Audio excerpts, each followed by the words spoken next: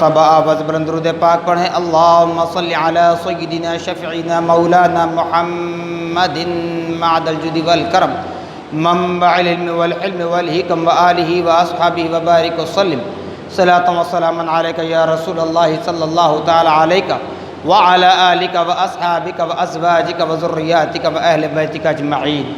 سبحان ربک رب العزة عما یصفون وسلام علی المرسلین والحمد للہ رب العالمین۔ الحمدللہ، تمام تعریفیں اس ذات اقدس کے لیے ہیں جو سارے عالموں کا پروردگار ہے، جس نے ساری کائنات کو پیدا فرمایا اور ساری کائنات کو روزی دے رہا ہے اور میدان محشر کا مالک و مختار ہے۔ یقیناً اس خدا رب ذوالجلال کا بڑا ہی شکر احسان عظیم ہے کہ رب ذوالجلال نے ہم اور آپ کو اپنی تمام پیدا کردہ مخلوقات میں انسان بنا کر پیدا فرمایا، اشرف المخلوقات کے درجے سے سرفراز فرمایا، نبی محتشم صلی اللہ تعالی علیہ وسلم کی امت ببرکت میں پیدا ہونے کا اعزاز بخشا۔ تو معزز سامعین محترم، یقیناً اللہ رب العزت نے ہمیں ایسے متبرک ایام اور ایسی مقدس راتیں اور ایسے معتبر لمحات عطا فرمایا جس میں ہم اپنے معبود برحق اور رسول مقبول صلی اللہ تعالی علیہ وسلم کی رضا و خوشنودی حاصل کر سکتے ہیں۔ جیسا کہ قرآن پاک فرما رہا ہے فَبِأَيِّ آلَاءِ رَبِّكُمَا تُكَذِّبَانِ، یہ سورہ رحمان کی آیت ہے۔ اس آیت مبارکہ کو سورہ رحمان میں بار بار دہرایا گیا، ریپیٹ کیا گیا۔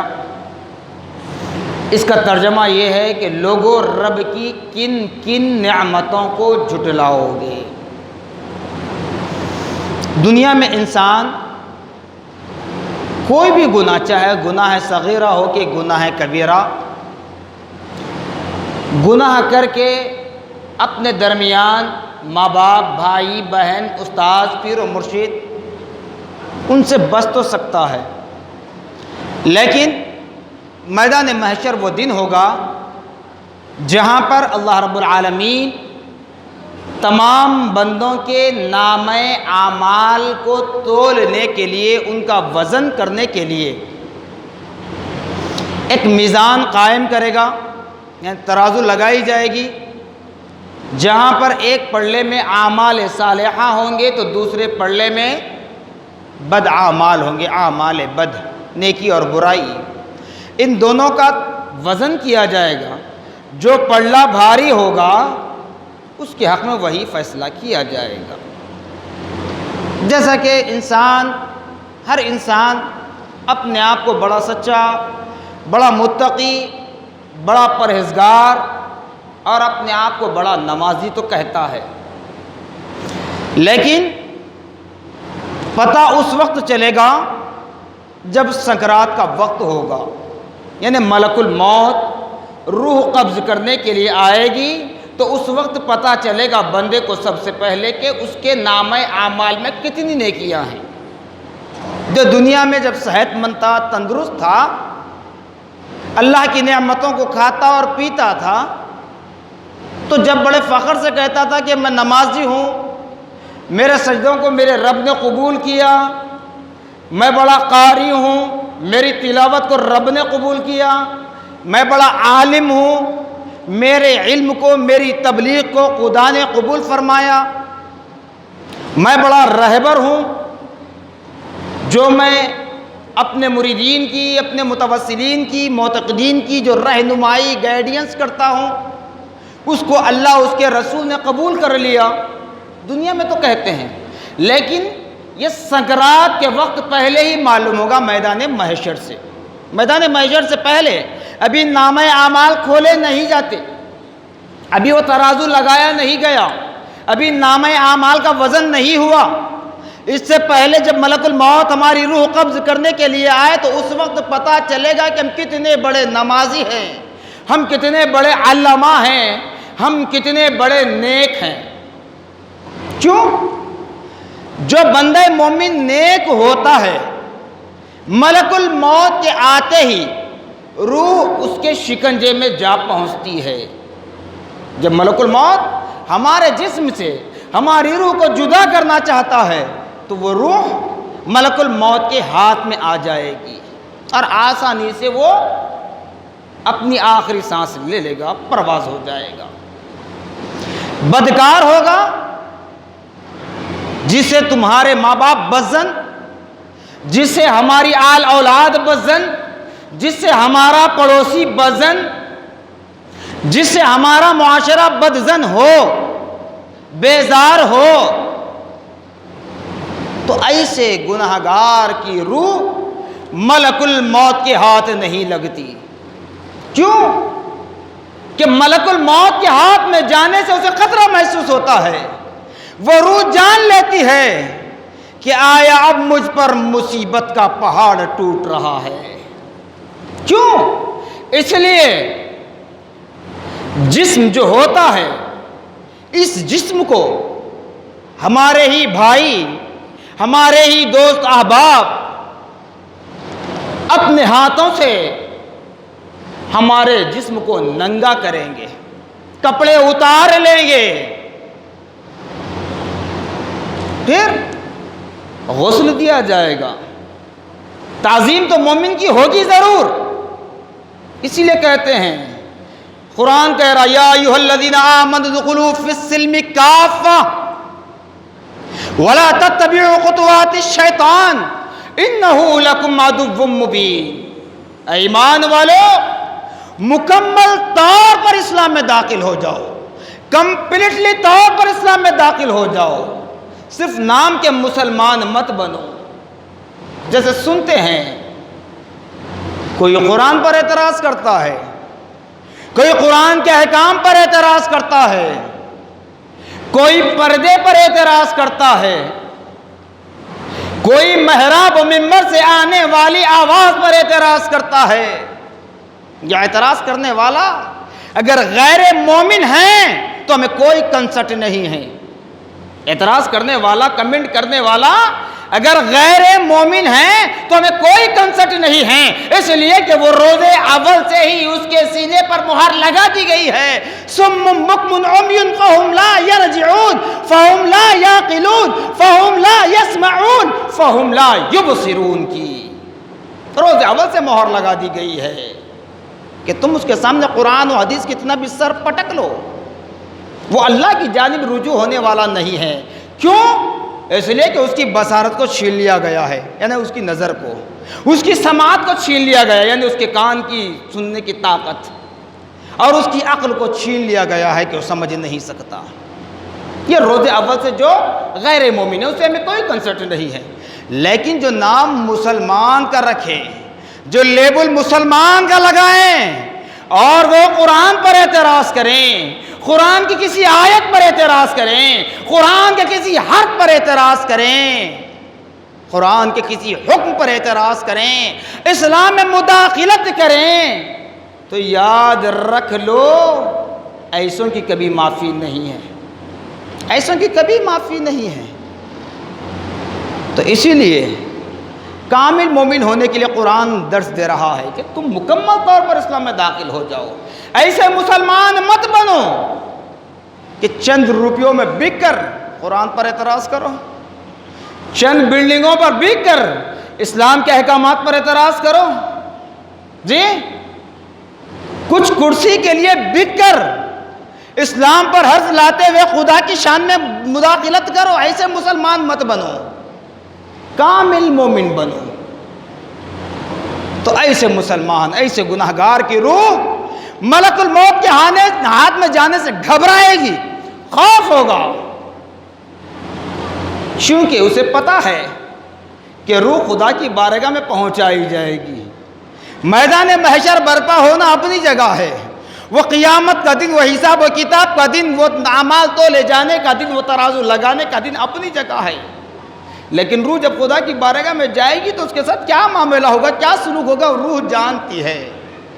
دیکھتے ہیں بعض حضرات सकरात में तड़पते हैं, न रूह जाती है न सांस मिलती है, न इत्मीनान मिलता है न मौत आती है। तड़पते हैं, बिलकते हैं, न खाना जाता न पानी जाता, न मुंह से कुछ बोल सकते हैं, न सही तरीके से सुन सकते हैं, न सही तरीके से किसी को पहचान सकते हैं। ये सकरात का आलम होगा। ये सबसे पहला हिसाब किताब दुनिया में ही हमारी आंखों के सामने रब तबारक व तआला बताएगा। क्यों? यह इबरत का मुकाम है। अगर आज भी मुझ जैसे गुनहगार ऐसी फिक्र रखते हैं तो मुझ जैसे गुनहगार को संभलने का, सुधरने का, संवरने का मौका है। वो सकरात का आलम है। फिर उसके बाद कुरान कह रहा है वला तमशी फिल अर्ज़ि मरहा। लोगों, खुदा ने अगर तुम्हें इल्म दिया है, तुम्हें हुस्न जमाल दिया है, तुम्हें औलाद दिया है, तुम्हें दुनिया की दौलत दी है, दुनिया का ऐशो आराम दिया है, दुनिया की धन दौलत जेवर सब कुछ दिया है, तो उस पर इतराओ नहीं, उस पर इतराओ नहीं और अकड़ कर मत चला करो।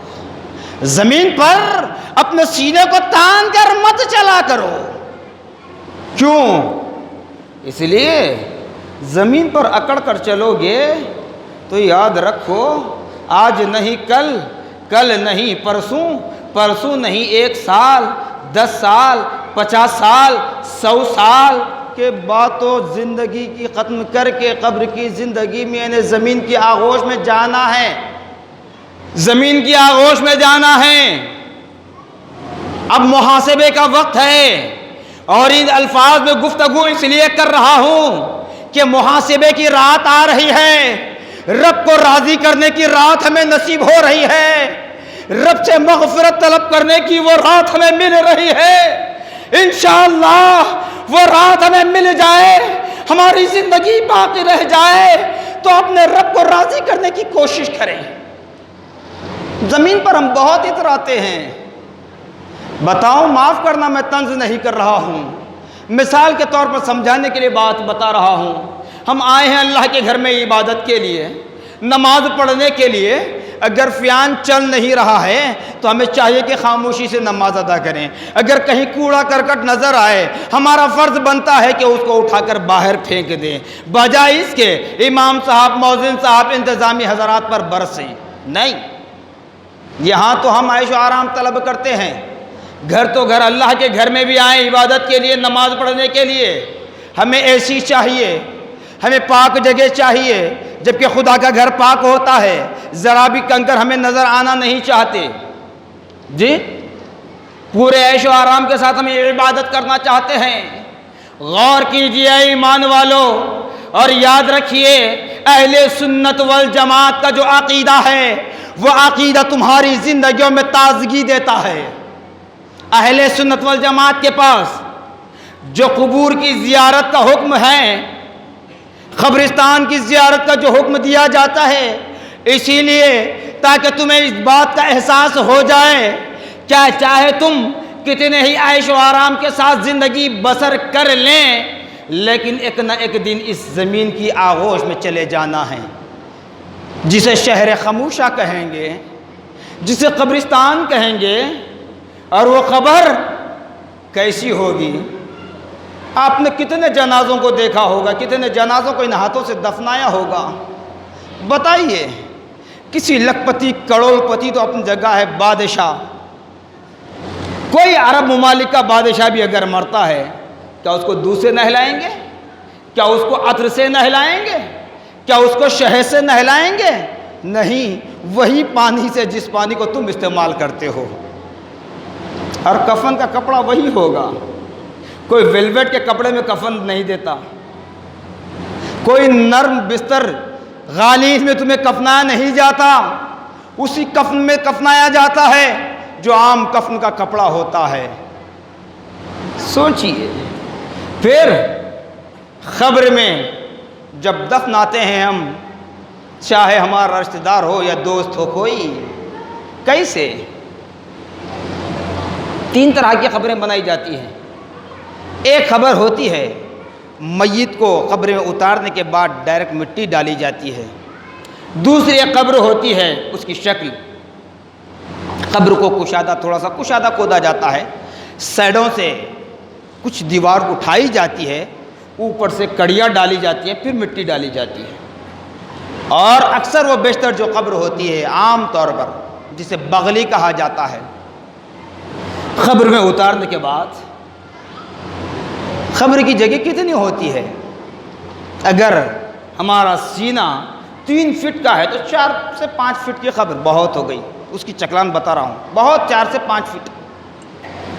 مردے کو ایک سائڈ میں کر دیتے ہیں، کرتے ہیں نا، پتھر لگاتے ہیں آڑا، پھر گیلی مٹی کے ڈھیپے بنا کر اس پتھروں کو پیک کرتے ہیں۔ کہیں سان آ رہی تو 4 5 10 آوازیں آ جاتی ہے، پتھر کے ٹکڑے دو تاکہ اس کو بند کیا جائے۔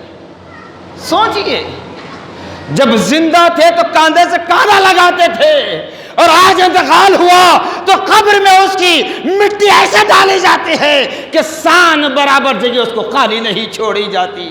سوچئے زمین پر ہم اکڑ کر چلا کرتے ہیں، اس زمین کی آغوش میں جب ہمیں ڈالا جاتا ہے، کوئی اور نہیں، ہمارے ہی بھائی، ہمارے ہی دوست احباب، ہمارے ہی رشتہ دار اپنے ہاتھوں سے مٹی ڈالتے ہیں، اتنا پیک کرتے ہیں کہ اگر کوئی دھاگا بھی ڈالنا چاہے تو وہ دھاگا بھی نہیں آ سکتا، سوئی بھی اگر ڈالنا چاہے تو سوئی بھی نہیں گر سکتی، اتنا اس کو پیک کیا جاتا ہے۔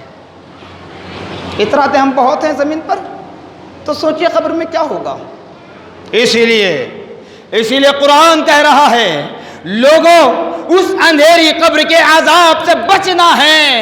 جس قبر کو تنگ کیا جاتا ہے، بند کیا جاتا ہے، یہ تو تمہارے دوست احباب کے ہاتھوں سے ہو رہا ہے، لیکن جب منکر نکیر آئیں گے، سوال و جواب ہوں گے، اگر تم منکر نکیر کے سوال کے جواب نہ دو، اس وقت کیا عالم ہوگا؟ اس وقت یہ عالم ہوگا کہ خبر کہے گی، زمین کہے گی، اے خدا کے بندے، جس وقت تک تو میری پشت پر تھا، میری پیٹھ پر چلا کرتا تھا، بیٹھا کرتا تھا، سویا کرتا تھا، اگر تو مجھے سجدوں سے آباد کرتا، اگر تو حقوق اللہ کے ساتھ اللہ کے بندوں کے حقوق ادا کرتے ہوئے اپنے اعمال کو سدھار لیتا، تو یہ قبر تیرے لیے محل بن جاتا تھا، یہ قبر تیرے لیے محل بن جاتا تھا، روشن ہو جاتا، تجھے ہر چیز کی آرامیں مل جاتی۔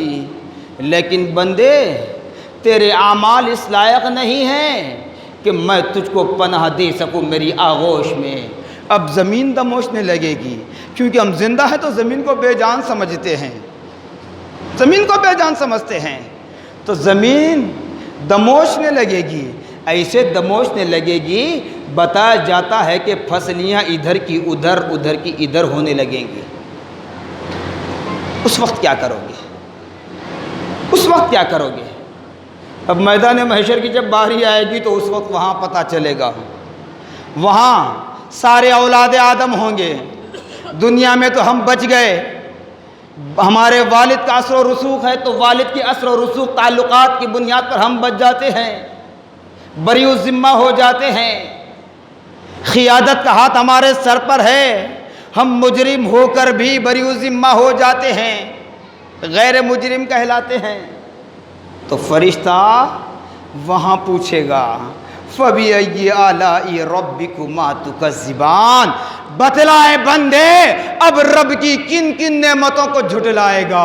یہ ہاتھ کو بھی زبان دی جائے گی، پیر کو بھی زبان دی جائے گی، زبان کو بھی زبان دی جائے گی، کان کو بھی زبان دی جائے گی، آنکھ کو بھی زبان دی جائے گی، دماغ کو بھی زبان دی جائے گی، غرض کے جسم کے تمام اعضاء جس کو تم اپنے نفس کے لیے استعمال کرتے ہو، اپنی خواہشات کے لیے استعمال کرتے ہو، ہر چیز کو زبان حال دے دی جائے گی، وہ رب کے حکم سے تمہارے ہی خلاف بولیں گے۔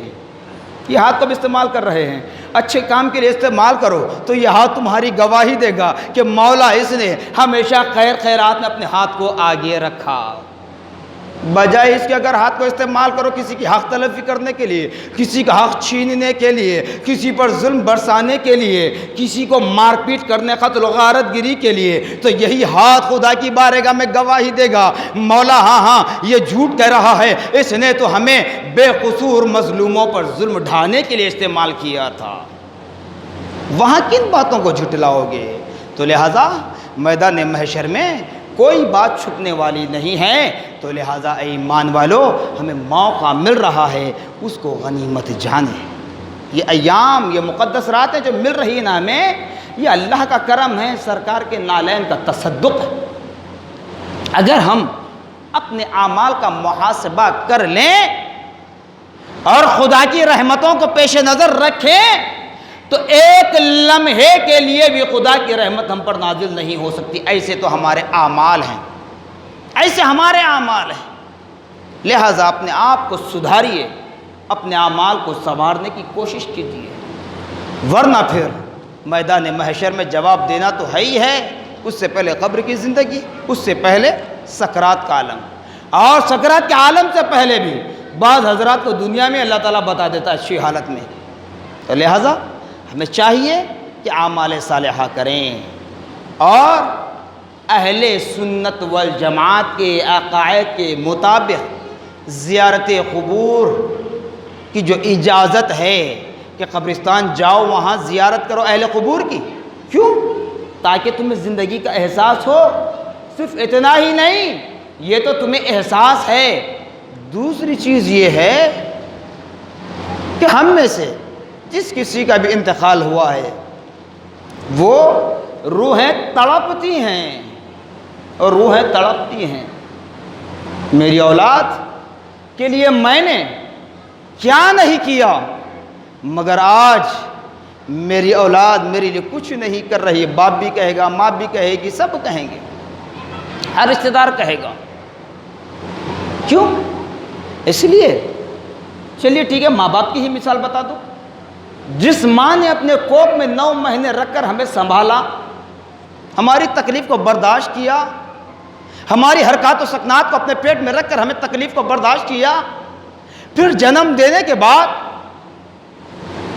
بچپن کا جو عالم ہوتا ہے، شیرخواری کا جو عالم ہوتا ہے، اس کو ماں بھی برداشت کرتی ہے، باپ بھی برداشت کرتے ہیں، کیسے کیسے تکالیف کو برداشت کرتے ہیں۔ بلکہ یوں کہوں کہ اگر ماں باپ کے سامنے ہم کتنے ہی بڑے کیوں نہ ہو جائیں، اگر ہم خود شادی شدہ ہو جائیں، 4-6 بچوں کے باپ بھی اگر بن جائیں، ہمارے ماں باپ اگر زندہ ہو، اگر ہماری طبیعت ذرا سی ناساز ہو جائے تو ماں باپ کا کھانا پانی رک جاتا ہے، ضعیف بوڑھے ماں باپ کا کھانا پانی رک جاتا ہے۔ وہ سوچتے ہیں کہ میرے بچے کی طبیعت خراب ہے، میرا بچہ اچھا رہتا، گھر میں آتا اور جاتا تو کیا بچے شور مچاتے، وہ کیا خوشی رہتی، لیکن آج میرا بیٹا بستر پر پڑا ہے۔ بوڑھے ماں باپ بھی تڑپ جاتے ہیں۔ لیکن جب وہی ماں باپ ہمارے مر جاتے ہیں، انتقال کر جاتے ہیں، ہم ان کے لیے کیا کرتے ہیں؟ عیسیٰ علیہ السلام کے لیے ہم کیا عمل کر رہے ہیں؟ ہم اپنی ساری خوشیاں کر لیتے ہیں، ہم سارا عیش و آرام کی چیزیں ہمارے لیے لیتے ہیں، ان کی چھوڑی ہوئی دولت پر ہم اتراتے ہیں، لیکن ان کے لیے ہم کچھ نہیں کرتے۔ تو آپ کو، آپ کا مال آپ کو مبارک، آپ کا پیسہ آپ کو مبارک، انہیں آپ کے پیسے کی ضرورت نہیں ہے۔ اے ایمان والو، انہیں ضرورت ہے تمہارے دعاؤں کی، انہیں ضرورت ہے، انہیں راحت ملے گی تمہاری دعاؤں سے جب تم اپنے ماں باپ کے نام پر خیرات کرو گے، جب تم اپنے ماں باپ کے ایصال ثواب کی نیت سے مسجد بناؤ گے، مدرسہ بناؤ گے۔ جو چیز مومنین کے لیے ضرورت ہے وہ چیز کرو گے تو ثواب جاریہ ہے۔ اور صرف اتنا ہی نہیں کہ پیسہ ہے خرچ کر دیے، مسجد بنوا دیے، مدرسہ بنوا دیے، خانقاہ بنوا دیے، میٹھے پانی کا کنواں کھدوا دیے، اتنا ہی نہیں بلکہ آگے اور بھی ان مرحومین کو سکون و اطمینان اس وقت ہوتا ہے جب ہم ان کی قبروں پر جا کر حاضری دیں، وہاں کھڑے رہ کر پورا مکمل قرآن نہیں تو کم سے کم سورہ فاتحہ صحیح کھڑے رہ کر آپ پڑھیں، صرف سورہ فاتحہ پڑھ کر خدا کی بارگاہ میں دعا کریں، تمام امت محمدیہ صلی اللہ علیہ وسلم کی مرحومین کی مغفرت فرما اور میرے ماں باپ کی مغفرت فرما۔ یقیناً وہ ماں باپ کی روحیں خوش ہوگی، جب ہم قبرستان جاتے ہیں وہ خوش ہوتے ہیں۔ بتاؤں یہ بات بھی، قبرستان میں جب جاتے ہیں یہ دیکھنے میں آتا ہے برسوں ہو جاتے ہیں اس قبر کے وارثین کوئی نہیں آتے، اس قبر پر کوئی نہیں آتا، دیکھتے تک نہیں، جھاڑ اڑ جاتے ہیں، خبر کا پتہ بھی نہیں چلتا۔ اسی لیے آپ سے کہا جاتا ہے کم سے کم مقدس راتیں، متبرک ایام، جمعہ کے دن تو کم سے کم قبرستان جایا کرو، تاکہ زندگی کا بھی احساس ہو اور کم سے کم ماں باپ کے حقوق ادا کرنے کی کوشش تو ہو جائے۔ جس قبر پر جن کے وارثین، جن کی اولاد، جن کے دوست احباب جس قبر پر جاتے ہیں نا، بازو والے کے قبر پر کوئی نہیں جاتا، وہ تڑپتے ہیں، وہاں وہ روتے ہیں، خون کے آنسو روتے ہیں، کاش اگر ہم بھی اپنے اولاد کی صحیح تربیت کرتے ہوتے، کاش ہم بھی اپنی اولاد کو قرآن پڑھائے ہوتے، کاش ہم بھی اپنی اولاد کو نماز کا طریقہ سکھائے ہوتے، کاش ہم بھی اپنی اولاد کو اسلامی ماحول میں رکھتے ہوتے، تو آج ہماری اولاد بھی ہماری قبر پر آتی۔ ہم نے اپنی اولاد کو دنیا کی تعلیم میں چھوڑ دیا، اسلام سے دور کر دیا، ان کی طرف توجہ نہیں دی۔ آج یہ عالم ہے کہ ہمارے قبر پر کوئی آتا نہیں، ہم پر کوئی درود پڑھتا نہیں، قرآن کی تلاوت کرتا نہیں، ہمارے لیے کوئی ایصال ثواب نہیں کرتا۔ تو لہٰذا ہمیں چاہیے کہ وہ زندگی کو یاد کریں، قبر کی زندگی۔ پھر ایک بار وہ بات یاد دلاتا ہوں، سال گزشتہ یہی وہ ایام تھے جہاں ہم مساجد سے دور تھے، متبرک راتوں سے ہم دور تھے۔ تو یہ یاد رکھیے، بیماریاں جتنی دنیا میں ہے نا، ان تمام بیماریوں میں مشکل سے 50% بیماریوں کا علاج دنیا کے ڈاکٹر، اطباء، حکیم کر سکتے ہیں، باقی 50% بیماریوں کا علاج خدا کی قدرت میں ہی شامل ہے، کوئی اس کا علاج نہیں کر سکتا، کوئی علاج نہیں کر سکتا۔ اسی لیے کہتے ہیں باوضو رہو، پاک و صاف رہو، غسل واجب ہو تو فوری پاک ہو جاؤ، نماز کے پابند ہو جاؤ، قرآن پاک کی تلاوت کرتے رہو تو تم آفات و بلیات سے، بیماریوں سے محفوظ و مامون رہیں۔ لیکن ہم اس سے دور ہوتے چلے جا رہے ہیں، اس لیے ان بیماریوں کے شکنجے میں ہم پھنس رہے ہیں۔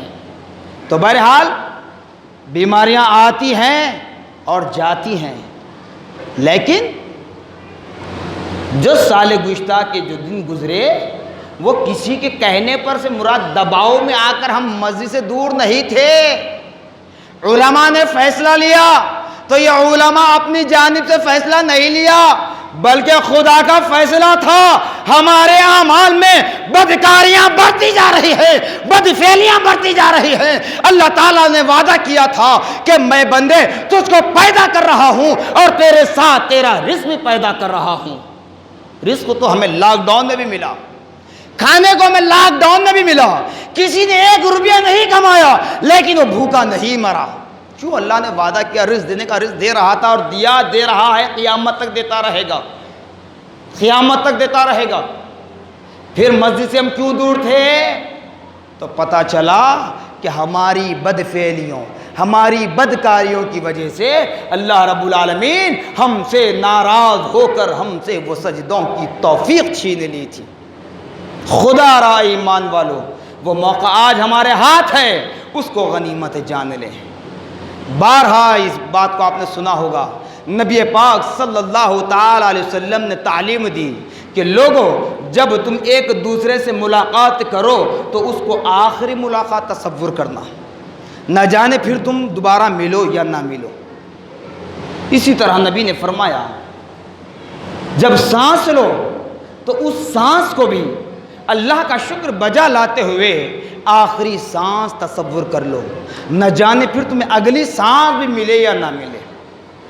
تو پھر ایسی مقدس راتیں، ایسے معتبر ایام جب ہمیں ملتے ہیں تو اس کو کیوں اگنور کیا جاتا ہے، اس کو کیوں ایزی لیا جاتا ہے، اس کو کیوں لائٹ لے کر اپنے دنیاوی کام مشغول ہوتے ہیں؟ تو خدا را اللہ اس کے رسول کا واسطہ اتوار اور پیر، سنڈے اور منڈے کی درمیانی شب، لیلۃ البرات، شب برات، یعنی آپ کو گناہوں سے پاک و صاف کرنے والی رات مل رہی ہے، اس رات میں اپنے معبود حقیقی کو راضی کر لے۔ اب تک جو بھی گناہ ہم سے سرزد ہوئے ہیں توبۃ نصوحا کریں، ایسی توبہ کہ دوبارہ پھر وہ غلطی ہم سے سرزد نہ ہو، پھر وہ غلطی ہم نہ کریں۔ ایسی توبہ خدا سے کریں، وعدہ کریں تو یقیناً اللہ تبارک و تعالی ہمارے عیوب پر پردہ ڈالنے والا ہے، ہمارے گناہوں کو معاف کرنے والا ہے، وہ غفور الرحیم ہے۔ اس رات کو غنیمت جانیں۔ بالخصوص میں نوجوان بھائیوں سے گزارش کرتا ہوں کہ یہ تصور ذہن سے نکال دیں، یہ بات ذہن سے نکال دیں کہ ابھی ہمارے بال کالے ہیں، ابھی ہم نوجوان ہیں، ابھی ہمارا خون گرم ہے، ابھی تو ہماری عمر بہت باقی ہے۔ جب بڑھاپا طاری ہوگا، بال سفید ہو جائیں گے، خون ٹھنڈا ہو جائے گا، جوانی کی عائش ختم ہو جائے گی، تب ہم خدا کے گھر میں بیٹھ کر تسبیح لے کر بیٹھ جائیں گے، قرآن لے کر بیٹھ جائیں گے۔ نہیں، موت کا بھروسہ نہیں ہے۔ میں آپ کے سامنے بھی گفتگو کر رہا ہوں، میں واپس گھر جاؤں یا نہ جاؤں یہ مجھے اس کی بھی ذمہ داری نہیں ہے۔ یہ میں فیصلہ نہیں کر سکتا کہ میں گھر پہنچ سکتا ہوں، راستے میں اگر موت آ جائے تو کیا کروں؟ تو خدا را اس دن کو مت دیکھیے، نبی کے قول پر عمل کیجئے، نہ جانے میں اگلی سانس بھی ملے یا نہ ملے۔ تو ایسی مقدس رات ہمیں مل رہی ہے جہاں پیارے آقا محمد الرسول اللہ صلی اللہ تعالی علیہ وسلم کو وسیلہ بنا کر رب تبارک و تعالیٰ کی بارگاہ میں گریہ بیزاری کریں، آہ و بکا کریں۔ اللہ رب العالمین ہمارے گناہوں کو معاف فرمائے گا، ہمارے گناہوں کو بخش دے گا۔ اگر ہم ایسے ہی ایزی لے لیں گے، اس رات کو بھی اگنور کر دیں گے، چھوڑ دیں گے، تو پھر یاد رکھو اے ایمان والو، سکرات کے وقت ہمارے ساتھ کیا ہوگا، قبر کی زندگی میں کیا ہوگا، میدان محشر میں ہمارے ساتھ کیا معاملہ کیا جائے گا، وہ اس وقت ہمیں پتہ چلے گا۔ کوئی بازو والا جان نہیں سکتا، بازو بیٹھا خود کا بیٹا، خود کا باپ، خود کی ماں نہیں جان سکتی۔ تو لہٰذا ہمیں اپنا محاسبہ کرنا ہے۔ مغفرت کی رات، رحمت کی رات، برکت کی رات اللہ رب العالمین ہمیں نصیب کر رہا ہے انشاءاللہ العزیز المستعان۔ و انشاءاللہ رسول دنیا کی طرف اپنے کان کو نہ دھریں۔ ابھی بارہا ہماری حکومت کی جانب سے، ریاست کی حکومت کی جانب سے یہ کہا جا رہا ہے کہ تم صرف اپنے آپ میں سیف رہیے، کوئی لاک ڈاؤن نہیں ہے، باوجود اس کے ہم تجسس میں ہیں، ہم تجسس میں ہیں۔ لاک ڈاؤن ہو جائے تو ہم کیا کریں گے، کیا کھائیں گے، کیا پیئیں گے؟ ارے یہ فکر کبھی ہم نے کی کہ جب موت ہوگی، ملک الموت ہماری روح کو قبض کر لے تو قبر میں ہم کیا جواب دیں گے منکر نکیر کو؟ ہم نے آخرت کے لیے کیا تیاری کی ہے؟ ہم میدان محشر میں جب جائیں گے رب کے سامنے کیا گواہی دیں گے، کیا جواب دیں گے؟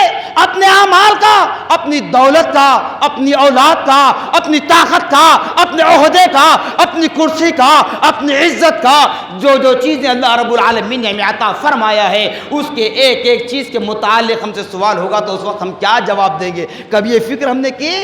کبھی یہ سوچا؟ یہ فیلنگ ہمارے ذہن میں آئی؟ نہیں آئی۔ لاک ڈاؤن ہوتا کہتے ہی خوف زدہ ہو رہے ہیں۔ خدا را یاد رکھ لے، جب کرنے والا کرنا نہیں چاہ رہا ہے اس کو ہم تماشا بنا رہے ہیں، اور جہاں حساب کتاب ہونے والا ہے، جہاں پل پل کا ہمیں حساب دینا ہے، اس کی ہمیں کوئی پرواہ نہیں ہے۔ دیکھیں مسجدیں خالی نظر آتی ہیں۔ ارے بڑے بڑے غیر مسلم محقق ریسرچ اسکالر کی بات بتا رہا ہوں، وہ کہتے ہیں شب معراج، شب برات، شب قدر، عید الفطر، عید الاضحیٰ اور جمعہ جیسے ان مقدس ایام میں مسجدیں پھوٹ کر نکلتی ہیں، جس طرح ہم مسلمان ایک جٹ ہو کر نماز پڑھتے ہیں، اگر اسی طرح یہ مسلمان جس وقت پانچوں وقت نماز ادا کرنے لگے گی، مسجدیں پھوٹ کر نکلے گی، تو ہمیں حکومت سے ہاتھ دھو کر بیٹھنا پڑے گا۔ ہماری حکومت کو خطرہ ہے۔ یہ بڑے بڑے سائنسدان نہیں بلکہ ریسرچ اسکالر نہیں، بڑے بڑے منسٹروں نے کہا ہے یہ بات۔ تو خدا را سوچئے کتنا خوف ہے، ان کو بھی اس بات کا پتہ ہے کہ مومن جب ایک جٹ ہوتا ہے تو ساری دنیا کی طاقتیں پست ہو جاتی ہیں۔ تو خدا را اپنے اندر اتحاد پیدا کیجئے، متحد ہو جائیے اور اپنے رب کو راضی کرنے کی کوشش کیجئے۔ جزاکم اللہ خیرا جزا، وآخر دعوانا الحمدللہ رب العالمین۔ سنت ادا فرمائیں۔